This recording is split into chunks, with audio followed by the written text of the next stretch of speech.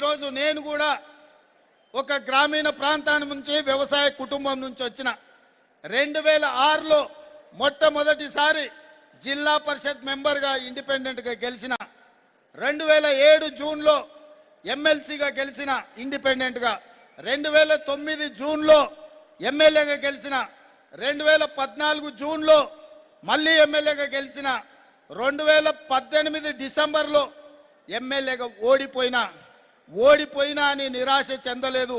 ఓడిపోయినంత మాత్రాన పడిపోము. 2019 జూన్లో మళ్ళీ దేశానికే పెద్ద పార్లమెంట్ నరేంద్ర మోడీ అమిత్ షా పార్లమెంట్ కలిపితే ఎన్ని ఓట్లు ఉంటాయో అంతకంటే అత్యధికంగా ఓట్లున్న మల్కాజ్గిరి నుంచి పార్లమెంట్ సభ్యుడిగా 2019 జూన్లో గెలిచిన 2023 డిసెంబర్లో 2018 డిసెంబర్లో ఎన్నికల్లో ఓడిపోతే 2023 డిసెంబర్లో తెలంగాణ రాష్ట్రానికి నేను ముఖ్యమంత్రిని అయినా. నేను ఎప్పుడు మంత్రి పదవి చేయలే,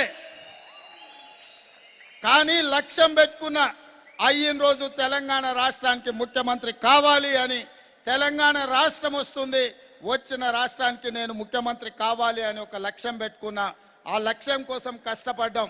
నేను ఎందుకు నా అనుభవాలు మీతో పంచుకుంటున్నా అంటే, మొదలుపెట్టిన రోజు మనకేమీ కనిపించదు, ఎవరు సహకరించరు, కానీ కాలక్రమేణా మనం చేసే కష్టం, మన ప్రయత్నం మనకు మిత్రులని సహచరులని సహకరించే వాళ్ళను చేకూరుస్తుంది. మీ అందరికీ నా సూచన ఒక్కటే, నిఖత్ జరీన్ కూడా ఒక మిడిల్ క్లాస్ ఫ్యామిలీ నుంచి వచ్చిన అమ్మాయి, వాళ్ళ తల్లిదండ్రులు రూపాయి కూడబెట్టి ఆ అమ్మాయిని మద్దతు ఇస్తే బాక్సింగ్లో ఈ దేశ ప్రతిష్టనే నిలబెట్టింది. నరేంద్ర మోడీ ఈ దేశానికి ప్రధానమంత్రి అయిందంటే ఆయన కూడా వాళ్ళ తాతలు ముత్తాతలు చేస్తే కాలేదు. ఈరోజు మనం కష్టపడితే లక్ష్యాన్ని పెట్టుకొని పనిచేస్తే ఆ దిశగా మనం కృషి చేస్తే సాధించలేనిది లేదు.